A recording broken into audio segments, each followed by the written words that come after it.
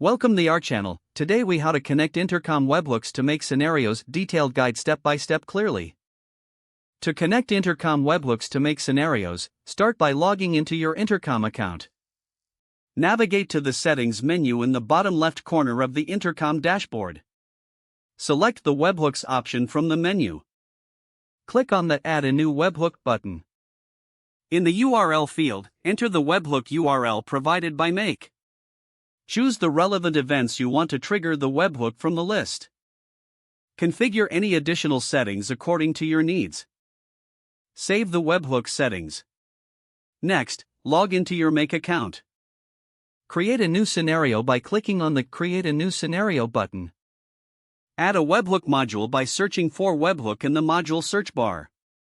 Select the option for Custom Webhook. Make a note of the webhook URL generated by Make. Return to your Intercom settings and paste the Make webhook URL into the URL field of your previously created webhook. Test the connection by triggering an event in Intercom. Check your Make scenario to ensure the event was received. If the test is successful, proceed to build the rest of your scenario using the data from the webhook. Add any additional modules you want to integrate with the data from Intercom. Finish setting up your scenario by configuring each module as needed.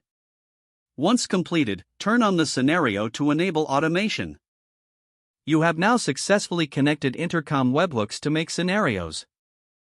If the page does not load, refresh the browser or try again in a private or incognito window. Make sure you are using the correct email address, then retype it carefully to avoid small typos. If your password is not accepted, use the reset option and create a new strong password you can remember.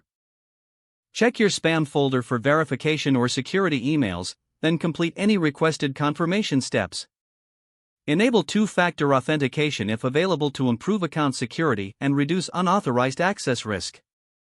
After signing in, review your profile details so your contact information and settings are accurate and current. If you see an error message, note it down and try again after restarting your device and internet connection. Log out when you finish, especially on shared devices, to keep your account and payment information secure. Don't forget to like this video and subscribe to our channel for more step-by-step tech guides.